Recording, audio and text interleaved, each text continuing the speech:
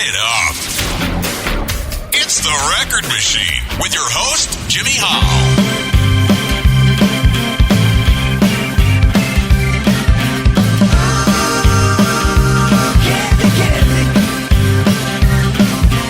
Round and round I go. Where I stop, nobody knows. Oh, save me, sugar man. I work every day till I'm black and blue. You say I'm a star who never knew. Oh, save me, sugar man. You know, it never really mattered all that much. All I ever wanted was her touch. The kiss I never tasted feels like such a waste. Where are you to save me, sugar man?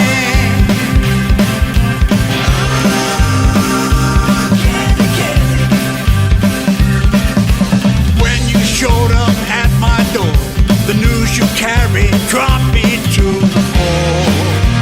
Oh, sugar man. Guess it's time to break these chains. Know that life will never be the same.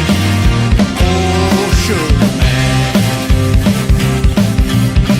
Cold facts, I was being used. Now I got my own blue suede shoes. The kiss I never tasted feels like such a waste. Where are you to save me, sugar man?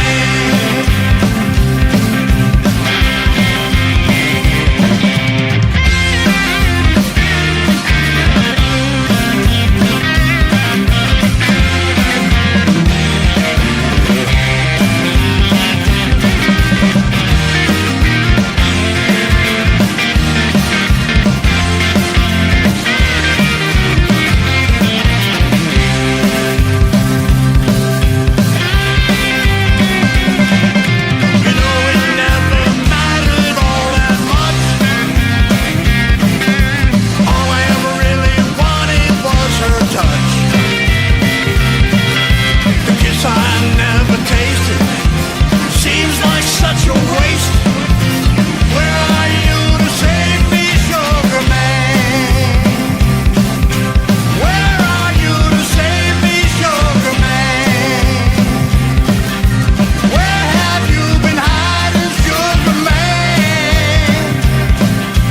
Where are you to save me, sugar man?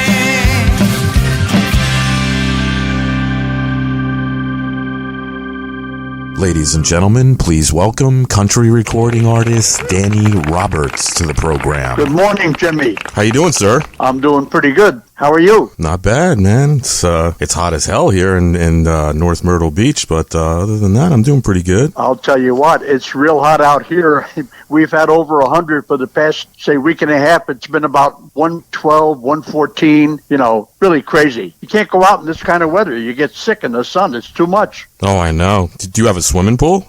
We have a pool, but you know what, Jimmy? The pool is wonderful. It's great, but only good at night because the sun is so demanding. I mean, it just boils you in the water. I mean, the pool is good probably maybe in the winter, but then it's a little bit too cold. The last time we spoke, man, on the air was in February 2019 when you put out The Long Road Home, correct? Yeah. Long Road Home, and I think Whiskey, Weed, and Women was the one you played. You said that, right? Yep, that was the first single off of that. Now you have a brand new album called Where the Heart Is, the singles collection. Can you talk about that a little bit? Yeah, how that came about from Jump Street. I was on the radio out here on Arizona Radio Live. Jimmy Lee Boggs was the DJ, and he started playing me several years ago, playing a lot of our songs. And Ryan Whitting, the guy who put this whole package together for me, he was working as a DJ for Jimmy, and he heard Whiskey, Weed, and Women one night, and he called me, and he said, I just heard Whiskey, Weed, and Women, and he told me who he was, and he said, look, I'm going to be putting my own station together soon, and I want to get back back in touch with you, and I want to learn more about your band and your music and whatnot. And I said, okay. And a few days later, he got in contact with me, and I invited him up to the house for dinner, and he came up a few times. We talked about a whole bunch of stuff, and he asked me about my history in music and when I was a kid with my first couple of bands and stuff. And then I told him everything that I was doing as a young guy, and running around Nashville and on the road and everything and getting airplay.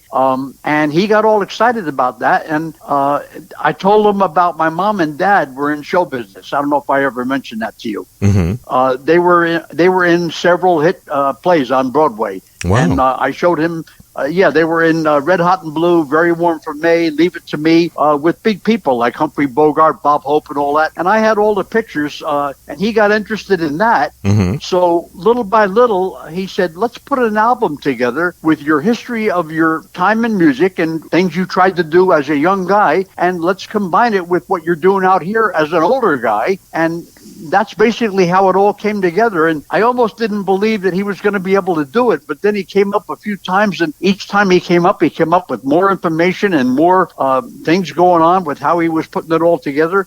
He did the artwork, he did the research, and he even spent his own money buying some of my old 45s from, I think, England, and one came from France. I don't know how those 45s ever got over there. Wow. But he's a research guy, and I think he paid $150 for several of my records. And then I told my wife, I said, this guy is really interested, honey, because she was skeptical. And I said, don't be skeptical anymore. He's spending his own money. Well, he proved himself to me and became a very good friend and ally, and it's all on him. He put this whole thing together, Jimmy. That's about all I can say about that. And I'm very happy about it because you're talking about it, and you're letting me talk about it, so that's a good thing. Now, his name is Ryan, correct? His name is Ryan Whitting, yeah. And anybody who's interested can go on rockinyouallnight.com, rockin' you without the G. rockinyouallnight.com, and they can find out how to buy my CD.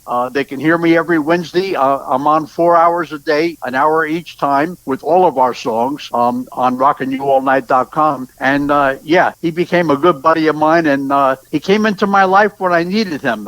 There wasn't a lot going on, and all of a sudden we got back into it, and I wrote No Place to Hide with Jimmy Powers, my co-writer, probably with the excitement of what Ryan was doing for me for the past year. It gave me the motivation to write again, and like I said, Jimmy and I got together, and 3 or 4 weeks we wrote No Place to Hide. Now that's Jimmy Powers, correct? Yeah, Jimmy Powers. He's my lead guitar player on all my songs except this last one, No Place to Hide. Kobe Peoples was lead guitar on that, and Kobe is my engineer along with Michael Bolenbach. Kobe works for Michael, but Kobe's such a good guitar player. And Jimmy hurt his finger in a car accident, so he wasn't that great on the lead guitar. And Kobe said, we were in the studio working on the tune, and Kobe said, would you mind if I played on it? And he showed me what he did, and I had tears in my eyes when I heard what he did on my song. And the kid's 24 years old. I'm 3 times his age. And I said, my God, I got to do this. And Kobe played lead guitar on that, and he killed it, man. He did a good job on it. I was amazed at the work he did. So I'm all happy with what's going on, and I'm getting ready to write another song with Jimmy real soon. That's cool. Now, in this podcast, I'm featuring the 2 tracks that we spoke about the other day through text message, and the one you just mentioned, No Place to Hide, and also Save Me Sugar Man. That's the one we agreed on. And what's the story behind that? Save Me Sugar Man, Rodriguez. Did you ever hear of him? Sixto Rodriguez? Yes. Okay. Jimmy called me down one day to his house. He said, come on down. I want you to hear this guy, Rodriguez. I never heard of him before. He said, I got him on YouTube. He's got some documentaries. I went down and I looked at it. I watched a couple of the documentaries. I was very impressed. And I said to Jimmy, well, what about this guy? He said, let's write a song and do a tribute to him. And that's how that came about. Save Me Sugar Man was, we were so impressed with Rodriguez and his life story.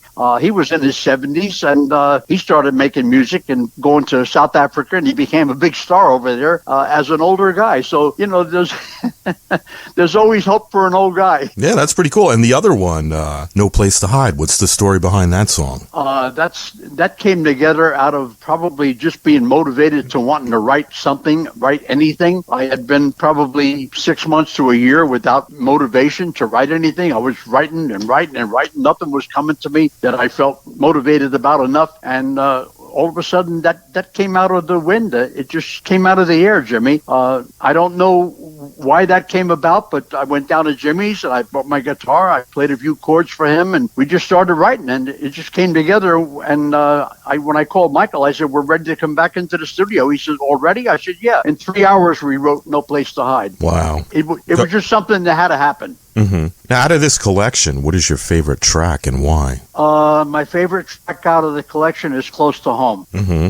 The reason for that is when I was on the road as a kid, running back and forth from New York to Nashville and running around, I was on 300 or 400 regular radio stations, and they were playing City Lights and Barroom Women. And back in those days, I thought, well, I'm going to be a country star, man. Let's put this band on the road. And we did. And, well, it didn't work out, but we certainly tried real hard. And every time I was on the road, I knew that I was putting my wife, we were freshly married. Mm-hmm. I knew I was putting her in a bad spot. I knew she didn't like it. She didn't respect what I was doing. And every time I came back, I'd be on the road for 2 or 3 weeks. I'd come home dead broke, something wrong with the car. It was always a negative, but I had to keep trying because I believed in the band. The band believed in me, and we were on the radio. So I figured, well, it's got to work. Mm-hmm. And Close to Home was mostly because I loved it so much because of my wife, missing her and wanting to be home. And that's what that song is all about. Wanting to get home, get off the road and get back to someone that I loved. And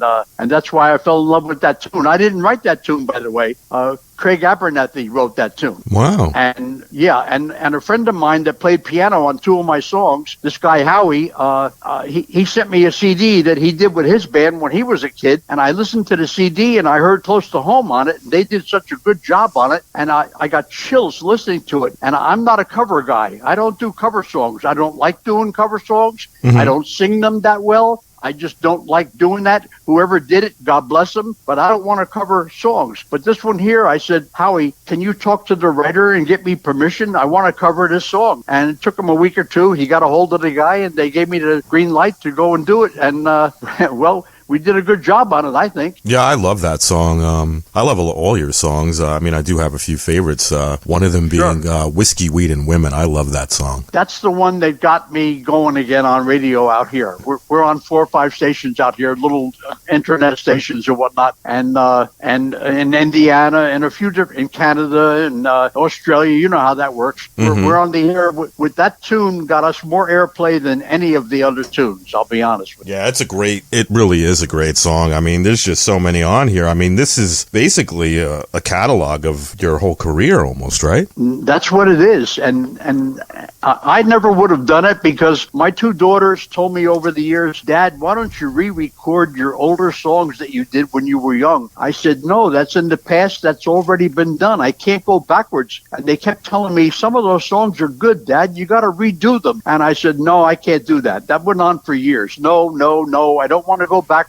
When I got friendly with Ryan told me, hey, some of these songs are really good, man. And I started listening to him, and he said, let me remix and master them. And he didn't ask me for any money. Wow. He put like 1,000 hours in over the year. He remixed and mastered all these tunes. Like I said, he paid his own money to get some of the 45s. I gave him 45s. A lot of them were scratched and dusty and whatnot. But he went and got some good ones from other countries. Like I said, I don't know how they got over there, but we cut them in Nashville and put out. I thought we only had maybe about 1,000 records made, but there must have been more. And maybe they printed more and sent them out. I don't know. We had a distributor in Nashville, and it was a very nice guy, and he's the one that got us on 300 or 400 starter stations. Joe Gibson, he's passed on now, but when I first went down to Nashville looking for a distributor, we went in the Yellow Pages. I found Joe Gibson's name. I went over there and I walked in the office and I saw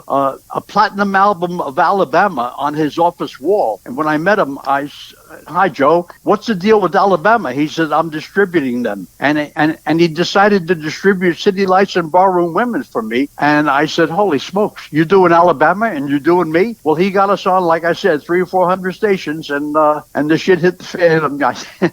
I came home and told my wife, honey, I got to take the band on the road. I got to do this. Mm-hmm. And we went out and we played for nothing. And before I forget, I had a hit song in St. Anthony, Idaho on a 50,000 watt station. You Can't Stop a Fever was a big hit. I didn't know about it. I got a phone call from the program director one day, and he said, "Are you Danny Roberts?" I said, "Yeah." He said, "Your song is a hit out here on our station. Wow. You Can't Stop a Fever."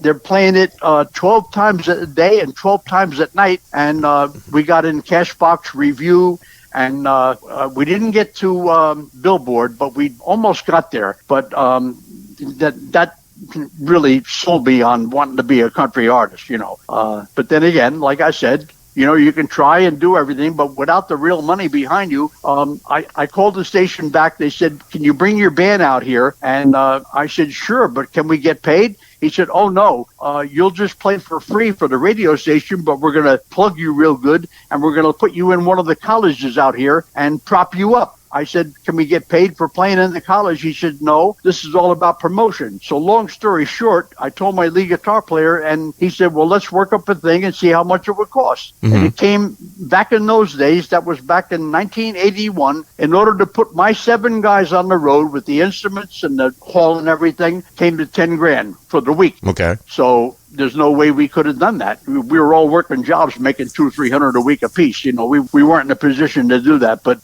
that song was a big hit out there. So that was one of my opportunities. But I guess my story is never having enough money to follow through. Yeah, that's always a problem when you don't have enough money, Yeah. So now what I'm doing now, it's not about money anymore. It's about motivation. It's about staying healthy and feeling young. And having, I got passion about it, Jimmy. When we write a song, it's almost like getting out of the hospital. You feel so good about it. It's hard to explain because the guys I work with are so damn talented, much more than me. I'll be honest with you. But they took me under their wing. These guys are real good musicians, as you know. You can hear them. And when I throw a song their way and they say, "Okay, let's do it," that's like, wow, I just won the lottery. So, the feeling that I get when these professional guys say to me, "Come on in, let's sing the shit out of this thing and let's get it done." When they give me the green light, it makes me know that I'm on the right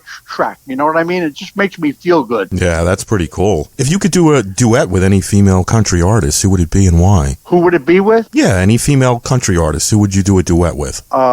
First name that would come to my mind would be Willie Nelson. No, I said female. Female. Yeah, like Dolly Parton, someone, Trisha Yearwood, someone like that. If you could do a duet with a female country artist, who would it be and why? You got me with that one because, and I love some of the female country artists, but for the past couple of years, I haven't been listening, and I don't know. That's a tough one. All right. I don't have a name that would come to my mind right now. All right, let's do the male artist then. You said Willie Nelson. Why would it be Willie Nelson? Well, he's been my hero since I'm probably in my 20s. I started listening to him a long, long time ago, and he's my hero. He's my hero writer. I've always looked up to him. I almost I had a cassette one time. I went to one of his shows in Madison Square Garden years ago, and I knew what door he was coming out of. Somebody gave me the insight where I could get a hold of him. Well, he came out real quick and got in the limo on 44th Street in Manhattan, and I was running alongside the car. He rolled the window down, and I was within 2 feet of him, and I tossed the cassette into his car. It was a song called Another Sad Goodbye, and I wrote it specifically wanting him to cut it, and I threw it in on his lap, and he took off. Another time, I never heard from him, of course. Another time I was in Nashville at the Grand Ole Opry, and he was surrounded by about 20 people, and I couldn't get close to him without making myself look stupid. I was there trying to get on WSM that day with City Lights, and I got close to him a few times, but not quite close enough. Any plans to shoot any music videos? Any new videos? No, there's no plan for that right now. Now, Mark still does your lyric videos, correct? Oh, yeah. Mark did have you seen the video that he did for this one here, the new No Place to Hide? Yes, it's the lyric video. I seen that one, but I was asking, do you plan to appear in any videos, like a video shoot? I'd like to do that. We talked about it. we need a green room to do it. And so far it's been just talk, but I certainly wouldn't mind doing a live thing. But you know what's hard about that, Jimmy? All the guys I work with, they're all working, they're all older guys. They all have responsibilities and everything. And to put them together for a show would be fine. But to put them together for a video, where's the money coming from? They all have to get paid. Whenever I work with them, I pay them. You know what I mean? And, it all comes down to money, like putting a big show together. I've had a lot of promoters, well, not a few promoters, 3 or 4, over the past few months, talking to me about live shows and whatnot. But for me to put a live show together, for instance, the 2 hornmen that I have, they get $150 for a recording each. When I go in and cut a song with these horn guys, it's $300 out of my pocket. And I don't mind. I wish I had more money to give them. They're that good. But putting a live show together, and all the guys agree, we talked about it. They all want to get paid. And out here, Jimmy, there's so many musicians, and there's so many bars that they hire these bands. You get on stage for an hour, then another band comes on.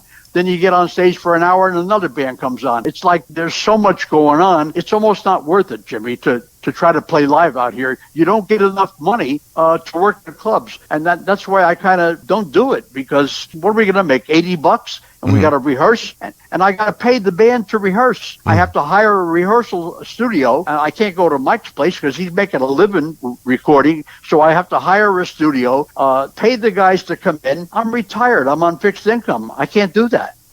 Gotcha. Yeah. So I'm in a position where it's about money. And again, I don't think about it that way. I just think about it that it's making me happy. It's making me feel healthy. It's making me feel younger than my years. So the music for me is just a passion that I have. And to be able to share it with people like you, and to have a guy like you put me on the air on your station, it's a big thrill, man. I mean it. Yeah, well, I appreciate you coming on and talking to me all the time. I mean, we stay in touch off the air, but it's always fun to talk on the air, check in every couple months or every year. You know what I mean? Sure. Is there anything that you'd like to mention that we didn't talk about? Probably when we hang up, I'll think of 10 things.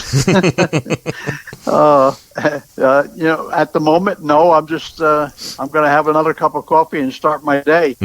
Now, for the people that are out there listening to this podcast, how do they go about getting a copy of the brand new Danny Roberts CD, Where the Heart Is, the singles collection? It's real simple. All they have to do is go on rockinyouallnight.com, and that all the information about buying the CD and how to get it will come up.